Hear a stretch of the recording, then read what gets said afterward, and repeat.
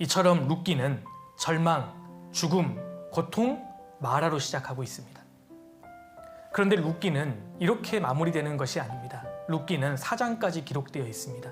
룻기 4장에 보면 새로운 생명이 탄생하는 것으로 끝이 납니다. 4장 13절입니다. 13절 이에 보아스가 룻을 취하여 아내를 삼고 그와 동침하였더니 여호와께서 그로 잉태케 하심으로 그가 아들을 낳은지라. 17절입니다. 그 이웃 여인들이 그에게 이름을 주되 나오미가 아들을 낳았다 하여 그 이름을 오벳이라 하였는데 그는 다윗의 아비인 이새의 아비였더라. 자, 보십시오. 룻기는 죽음에서 시작해서 생명으로 끝이 나고 있습니다. 장례식에서 시작해서 결혼식으로 마치고 있습니다. 마라로 시작해서 나오미로 끝나는 것이 바로 룻기입니다. 룻기에는 반전이 기록되어 있습니다. 결국 룻과 나오미는 오벳의 양육자가 됩니다. 오벳은 다윗의 할아버지가 됩니다. 결과적으로 룻은 다윗의 증조 할머니가 되고 나오미는 고조 할머니가 되는 겁니다. 위대한 다윗 왕이 이 세상에 태어나는데 더 나아가서 진정한 왕이신 예수 그리스도가 태어나는 그 계보에 이 룻과 나오미가 쓰임을 받고 있는 겁니다. 룻의 인생의 마지막은 그 과정 속에 겪었던 수많은 고난과 비교되지 못할 정도의 축복이었습니다. 우리는 여기서 너무나 중요한 신앙의 원칙 한 가지를 발견할 수 있습니다. 하나님께서는 축복하기 원하는 사람에게 고난을 먼저 주십니다. 이것은 법칙입니다. 이스라엘 백성들이 출애굽해서 바로 가나안 땅에 들어간 것이 아니었습니다. 가나안이라는 축복을 얻기 위해서는 광야라는 고난을 통과해야만 했습니다. 하나님께서는 어떤 인생을 축복하시기 전에 먼저 눈물 골짜기를 통과하게 하십니다. 신명기 8장을 찾겠습니다. 신명기 8장입니다.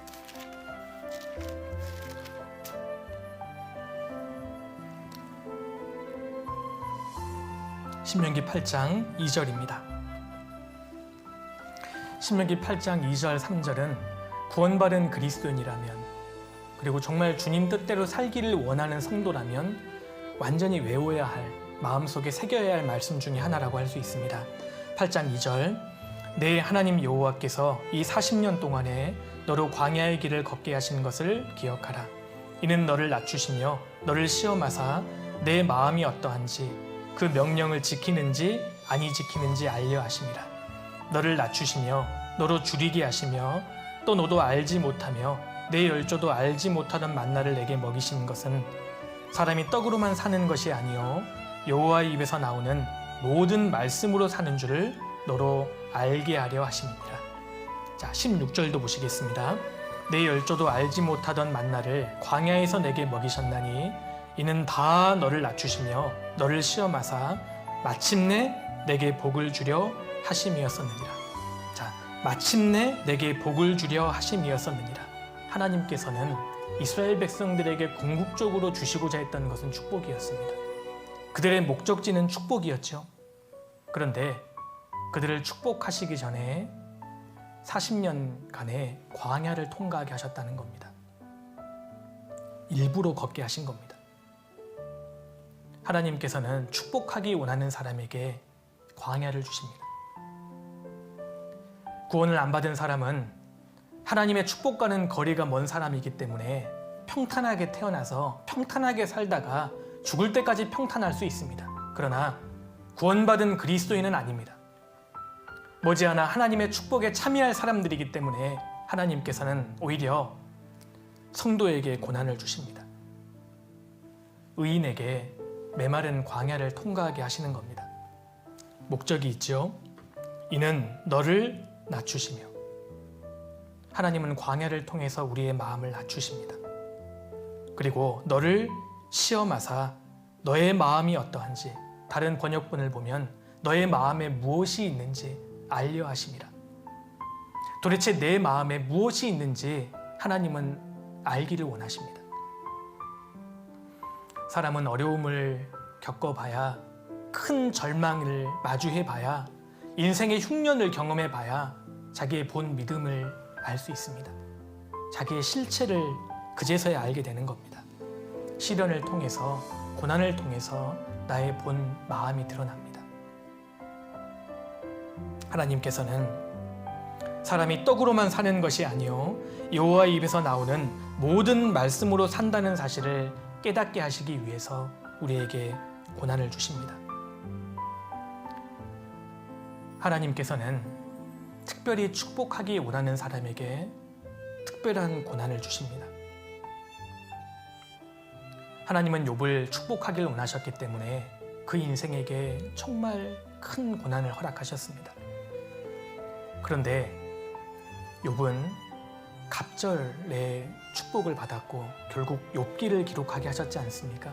이것보다 더 큰 축복이 어디 있겠습니까? 야곱의 12아들 중에 하나님께서는 특별히 요셉을 축복하기를 원하셨습니다.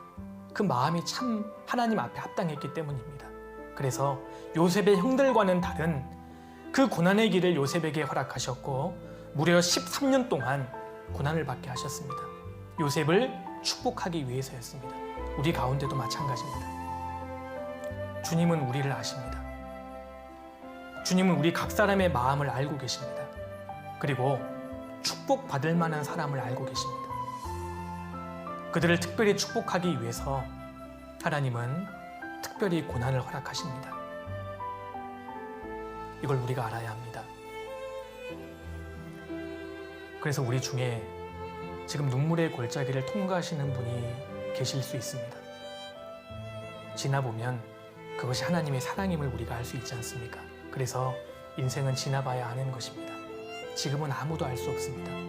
누군가는 남몰래 하나님 앞에 눈물 골짜기를 통과할 수 있기 때문입니다. 시편 30편에 그 노염은 잠깐이요 그 은총은 평생이로다. 저녁에는 울음이 기숙할지라도 아침에는 기쁨이 오리로다. 저녁이 오면 반드시 아침이 옵니다. 그리스도인의 삶에 깊은 눈물의 골짜기가 있다면 그 사람은 머지않아 기쁨의 아침을 경험하게 될 겁니다. 이건 신앙의 법칙입니다. 사사기와 룻기는 한 세트입니다. 동일한 사사시대를 배경으로 하고 있기 때문에 그렇습니다. 앞서 언급했듯이 사사기는 탄식으로 끝이 납니다. 이스라엘의 왕이 없으므로 사람이 각기 소견에 오른 대로 행하였더라. 어쩌면 좋지, 왕이 없다, 이런 탄식으로 사사기는 끝이 납니다. 그런데 룻기는 이 사사기의 탄식에 대한 해답으로 끝이 납니다. 먼저 사사기 마지막을 다시 한번 찾겠습니다. 사사기 21장 25절입니다. 사사기 21장 25절입니다. 그때 이스라엘의 왕이 없으므로 사람이 각각 그 소견에 오른 대로 행하였더라. 왕이 없다, 이런 탄식으로 끝이 나지만 룻기는 이 사사기의 탄식에 대한 해답으로 끝이 납니다. 룻기 4장을 찾겠습니다. 룻기 4장 맨 마지막 절입니다. 22절입니다. 같이 읽겠습니다. 오벳은 이새를 낳았고 이새는 다윗을 낳았더라. 룻기는 사사기에 나오는 탄식에 대한 해답으로 끝이 납니다. 하나님께서 다윗 왕을 준비하고 계셨다. 이스라엘의 왕이 없다라는 사사기의 탄식에 대하여 룻기는 하나님께서 위대한 다윗을 준비하고 계셨다. 더 나아가 진정한 왕이신 예수 그리스도가 오실 것이다. 그 선포로 룻기는 끝이 납니다. 사람은 알지 못하지만 그 배후에 하나님께서 기적적으로 역사하고 계셨던 겁니다. 오늘도 마찬가지입니다. 성도의 인생의 배후에 놀랍게 역사하시는 하나님께서 계십니다. 나오미를 이끄신 하나님, 룻을 이끄신 하나님, 그 하나님께서 동일한 원리로 오늘 내 인생을 다루고 계십니다. 하나님 한 분 때문에 내 인생을 결정하고 하나님 한 분 때문에 세상 사람들은 이해할 수 없는 믿음의 원리를 고수하는 사람, 그 인생은 반드시 하나님께서 인도해 주시고 축복해 주실 것입니다. 그 외에 룻기에는 우리가 알아두어야 할 많은 신앙의 원칙들이 기록되어 있는데 오늘은 선택과 관련하여 3가지의 신앙의 원칙만 같이 한번 생각해 보았습니다. 같이 기도하겠습니다.